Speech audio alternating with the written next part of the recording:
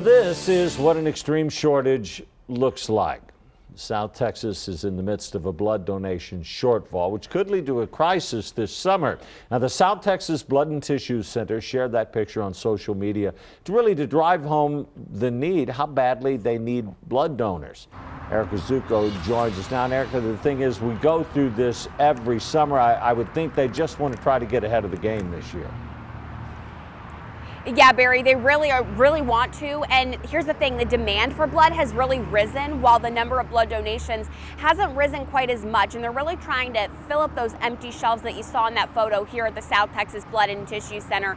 They released some information about what the situation is looking at right now. In fact, they say that the orders for blood from hospitals increased at a rate of 10 times higher than the increase in donations over the past year. They say while the center saw a 2% increase in donations, orders for blood increased 20%.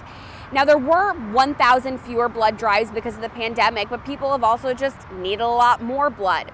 But in terms of how that impacts the hospital system going forward, the South Texas Blood and Tissue Center says it's already putting a strain on the services they can provide. They could potentially have to delay more elective operations.